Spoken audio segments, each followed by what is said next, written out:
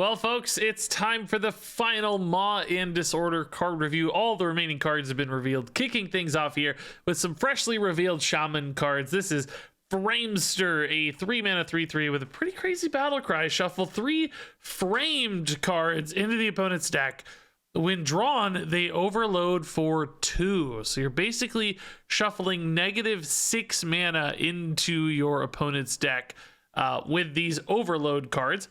And of course, in Shaman, we have ways to make your battle cries go off multiple times. We've got Bolners and Brands and Macaws, which means with Framester here, you could be shuffling a lot of these framed cards into your opponent's deck, which of course means if they draw a few of them in a given turn, you might just be killing like entire turns from your opponent, depending on the stage of the game and how many darn framed cards you get into their deck. And I think if you make your opponent basically say skip a turn, that's often going to result in you winning a game pretty decisively, taking just 2 straight turns there.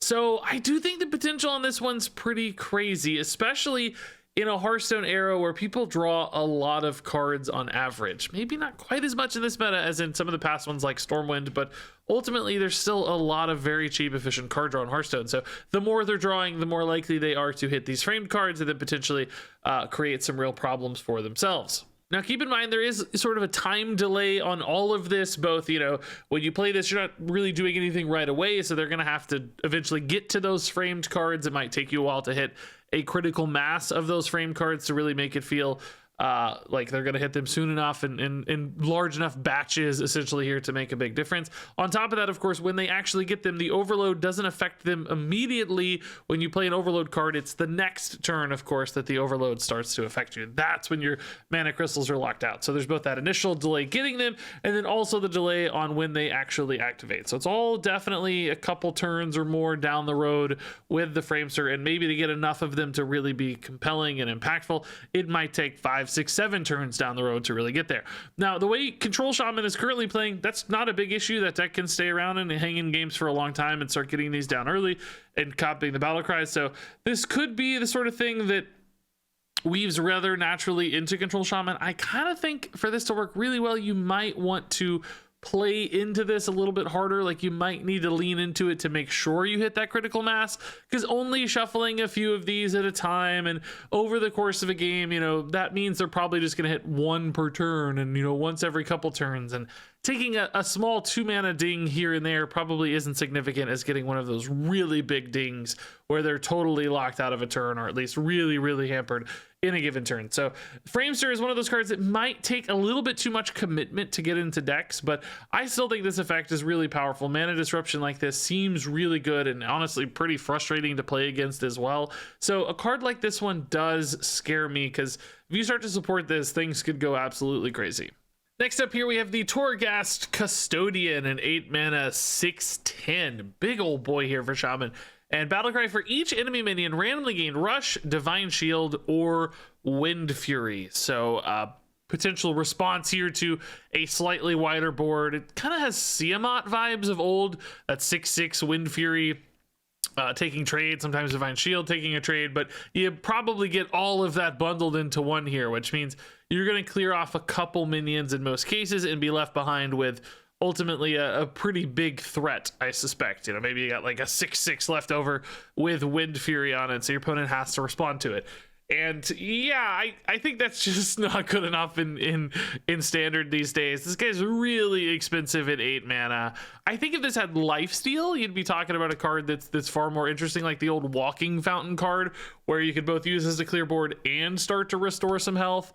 That to me would make a little more sense, even if this had Taunt, so it wasn't just kind of left behind, because if you have 3 minions on board and you get all 3 of these keywords like you want, there's still going to be something left after you play this, because you're only killing 2 minions with this thing. So ultimately, yeah, you could kill the bigger one, sure, but it just doesn't feel like it's swinging enough in Hearthstone for 8 mana right now. That feels really expensive to me. Now, this looks like a nuts arena card. I don't play a lot of arena, but from what I understand about arena, this card seems just absolutely, completely bonkers in arena. So arena people are probably like, oh my god, that looks completely nuts. In standard, though, this card's just too big. I don't really see any synergies opening up for this one that really give it a home or a hope. So I think the Torghast Custodian is really just too expensive and too awkward. So next up here we have some mage cards, starting with Life Sentence, a 4-mana spell that removes a minion from the game. This is the return of the poof effect, I think, from Amazing Reno, where the minion just goes away. It's not killed, it's not transformed, it just gets removed straight up. It's exiled, if you will, and what that means is, of course, it doesn't like activate death rattle effects. It won't be in resurrect pools, for instance. If you need to shut down something, your opponent's later going to resurrect. Life Sentence will absolutely just deal with the problem. It doesn't have any side effects or downsides, which of course makes it really the best kind of removal available in most cases. And we've seen historically 4-mana single target super removal like this be successful in Hearthstone. Now, I will say lately that's become less and less true. I think in the modern era of Hearthstone, you need your removal to be a little bit cheaper or a little bit swingier than this one. I do think this is a bit of a premium price at 4 mana these days. So I don't know that every deck's going to be able to afford this. It might be something that's like really meta relevant, where it's like, oh man, Res Priest is in the meta. We have to have a card like Poof to deny their crazy big death rattle that they're later going to resurrect and own me with. That sort of thing might be the world where Life Sentence shows up. I think it's one of those cards where you're going to discover it sometimes. You're like, oh yeah, perfect, Life Sentence. But as far as running it in your deck, I think it'll be far more fringe than super common. I don't think most Mage decks will make room for this one. They'll probably want a more proactive game plan, or something that's a little bit swingy or flexible in regards to its removal, or just, of course, AoE removal as well these days is often taking a priority. So for me, Life Sentence, solid card, totally fine, has a use case, just not an everyday sort of card. Moving on here to the Contract Conjurer, a 6-mana 6/6, and it costs 3 less for each secret that you control. So with 1 secret, this is a 3-mana 6/6, and with 2 secrets, it's a 0-mana 6/6, and with 3 secrets, it gives you 3. No, it doesn't. It doesn't give you 3 mana, but 0-mana 6/6s are pretty exciting. Now, getting to 2 secrets in Mage, it's not super easy. I've actually played a little bit of Secret Mage recently. There were certainly scenarios where I had 2 secrets, but more often than not, like going into a turn with 1 secret up to play your Contract Conjurer seems like the most likely outcome, which I think often this will be a 3-mana 6/6. And I worry that's just a little bit too slow. Like, yes, for 0 mana, home run, insane. I think like in wild format, this will probably be a scary part of Secret Mage. They have more ways to cheat secrets into play really affordably. But I just know from standard format, it was a little bit tougher to get to those like secret stacks in Mage. There are things that can help, like grabbing a Paladin secret, for instance, off of the neutral card. That could be a nice way to like flex in a second secret on turn 4 and then play your Contract Conjurer for 0 mana alongside 2 secrets. That's definitely possible, and I think if you're running a Secret Mage, you still, of course, play this card. I just don't know that it's going to be that, like, super dominant turn 3, turn 4, 6/6 coming down for 0 mana all that often. Now, that said, maybe for that deck, a 3-mana 6/6 is actually fine. Just, like, coin out a Sticky Secret on turn 2 and play your Conjurer on turn 3, just to get the gears turning and get that deck rolling on board.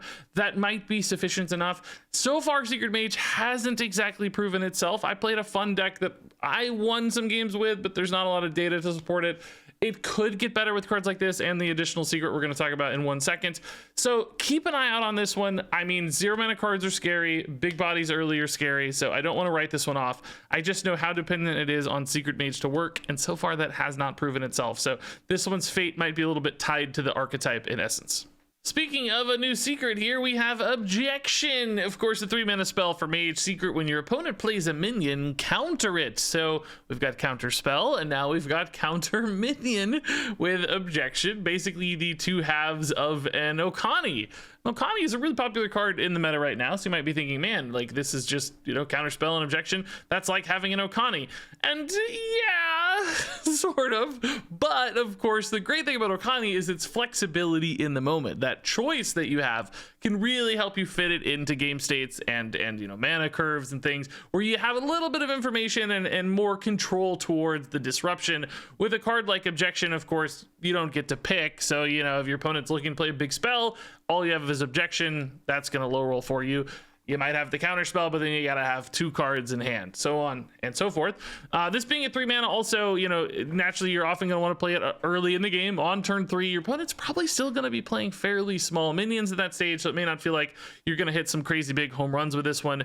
You know, the best time to play this would be in the mid to late game, where they're trying to play a big bomb card, a Zymox or a Denathrius or whatever, and objection comes down and really disrupts their ability to do that. And just knowing that this is in your deck and knowing that it exists means they might have to pivot a little bit.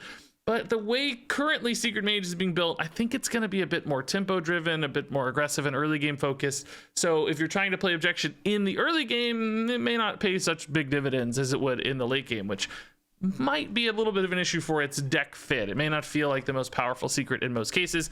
That said, of course, if Secret Mage is there, I think you're probably running a card like Objection just because you need the right sort of secrets. You need tempo-based secrets.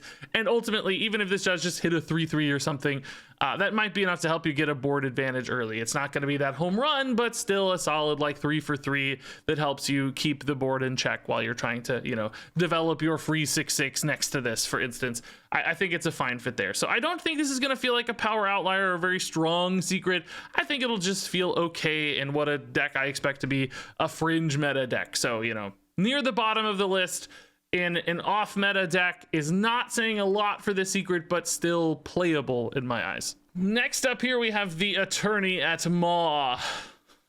2 mana, 1/3 for Druid. Choose one, silence a minion, or give a minion immune this turn. So pretty good flavor here actually for an Attorney, I think. And as far as utility in game is concerned, we've certainly seen some cheap silence cards work in the past. Ironbeak Owl, of course. We've even seen some 4 mana silence stuff work for Druid way back in the day with Keeper of the Grove. So this definitely feels like, you know, a sort of better version of both of those cards.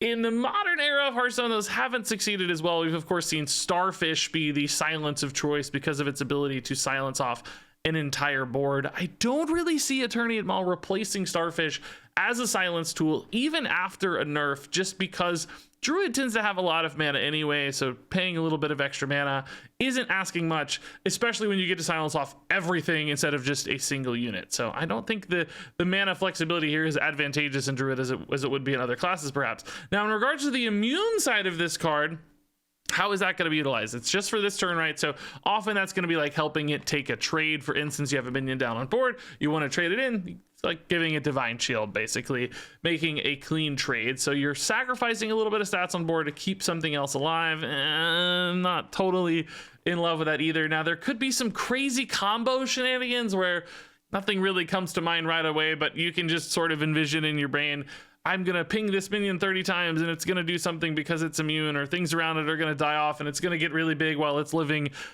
You don't know what that means exactly yet, but that possibility is there when you have the option to give immune stuff. So some kind of wacky OTK or crazy combo might be possible. I can't envision it being good though, because I doubt they would enable that if it were like a meta contender. So that seems more like meme status than real power level standpoint. So ultimately for me, I don't really think this cheap silence does enough. I don't think this immune is going to offer enough utility in a class like Druid. So I just don't really see this card making the cut. I don't know why exactly people are running this over other things that are probably just doing more in a class that has the luxury of playing bigger things.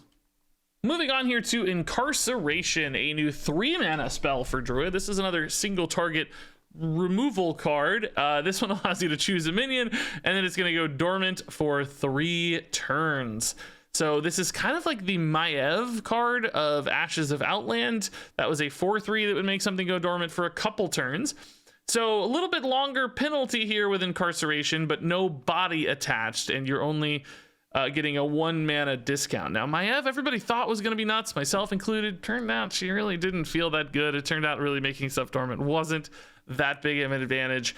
And for the same reasons, I have my doubts about Incarceration. It does fill a little bit of a gap in Druid's kit. They're not good at dealing with singular large minions very often. Sometimes that can be a problem. So Things like those giant minions off Priest might be more easily dealt with something like Incarceration. So we could see certain metas where bigger things are more predominant and Incarceration becomes a great tool against those, but they've kind of been using Insatiable Devourer to fill in those gaps in a lot of cases lately, which still feels like it might be better than something like Incarceration, but maybe a spell-based deck needs this cheap removal. You could also, of course, try to use this as a combo setup tool, but we tried that with Maiev back in the day as well, and it didn't work. Like putting, you know, a Malagos style card on your side of the board and incarcerating it and then saving it for later for some combo, that just seems like too much shenanigan, too much delay.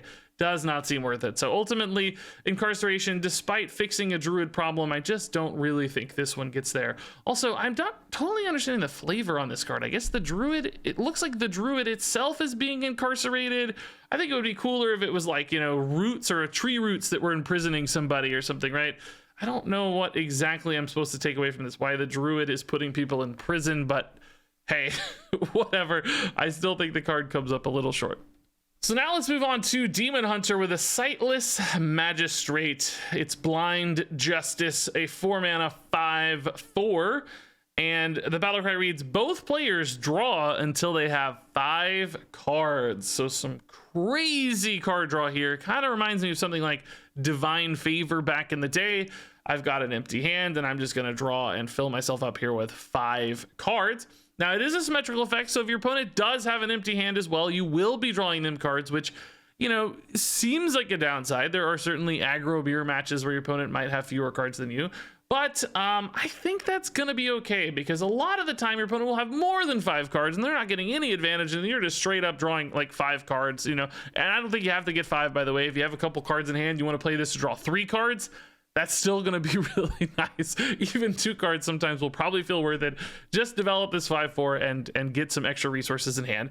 And I could also see this used pretty well in, you know, a post 4-mana scenario. Of course, you're at like 6-7 mana and you're just looking for a little bit of reach damage, and maybe you're playing against another aggro deck. You don't care because this is instant draw. It's not like this is end of turn, so you can play this with like 3 mana left and just find a couple Furies or whatever and hit them in the face really hard, just using this as your bailout. So you can kind of wait to use this until you're expecting to end the game, so that yes, your opponent might technically benefit, but in reality you're using this to be so, you know, swingy or so game ending that it doesn't really matter if they benefit in the first place. So I do think for aggro Demon Hunters, which are currently a tier 3 deck, it's pretty close to being pretty good. This could be a great way. They're already, you know, shuffling a lot of stuff into deck, playing off those empty hand strategies really nicely, the Magnified Glaive, the Crixus, and so on. Sightless Magistrate really fits nicely into that package. Could even see this being played outside of that as well, because, you know, even bigger decks can sometimes have emptier hands, and Demon Hunter is a class that very often has those really cheap cards they're weaving into turns. Just using this even in a mid-range deck as kind of a stopgap draw in the middle of the game could go a long way. So I think ultimately the numbers on this one are just so big that this card has to be pretty dang good. And then finally here we have All Fel Breaks Loose. What a pun. 5-mana Fel spell for Demon Hunter. It reads, summon a friendly demon that died this game and infuse 3 demons, summon 3 instead. So potentially a big board builder here with 3 demons getting summoned. Now you do have to infuse this with 3 demons specifically, so that means you're probably going to have to run a pretty demon-centric deck if you really want this one to feel good. I think rarely is summoning 1 demon going to be worth it. Yes, there are technically some big demons, but is that going to be worth it? You know, if you play an 8-mana demon and want to summon it later, you're just sitting on this card all game, just getting a single 8/8. Nah, I don't know. So I think you need 3 to really make this one feel good. You 3 Illidari Inquisitors or whatever is going to feel great coming off this if you can manage to swing that with a couple of these. But ultimately, too, there's like Z-Log. Actually, just 1 Z-Log sort of makes this card insane if you think about it, because Z-Log, if it dies, is of course going to proc the Infuse, because Z-Log is 5 distinct demon cards. Even the stalks are demons. And then you play this, you're basically getting a 5-mana Z-Log, but it's going to summon both Z-Log and 2 additional stalks. So it's going to be a full board Z-Log in this case. Like, you're going to have Z-Log and 6 stalks to go with it, which of course is just 12 damage right off the bat. And it's like a couple waves of Z-Logs in a row. Is that alone enough to make a card like this good? I don't think you can rely on just one demon, but maybe that's, you know, some like fell demon hunter decks could just squeeze this in. They're running Z-Log, and then you got Jace to cast this again. Maybe you don't need much more than that. If you have some way to tutor Z-Log in particular to make sure you're getting that in hand, I don't know, man, that might be enough to make this card pretty interesting. Ultimately, it does a lot. It summons a ton of minions, and Demon Hunter has historically had some big demons, so I would keep an eye on this one. I think this could be a bit of a sleeper just because Z-Log himself exists. That makes this card pretty dang intriguing, on top of course, lots of other big demon potential in the future as well. Framester is a 4-star card. Torghast Custodian is a 2-star card. Life Sentence is a 3-star card. Contract Conjurer is a 3-star card. Objection is a 3-star card. Attorney at Maw is a 2-star card. Incarceration is a 2-star card. Sightless Magistrate is a 4-star card. All Fell Breaks Loose is a 4-star card. And there you go, folks. That wraps it up for this video. What do you think about these cards? Are they going to be good? Are they going to be bad? Are they scary, broken? I want to hear all those thoughts and more in the comments below. But until then, thanks much for watching. And until next time, game on.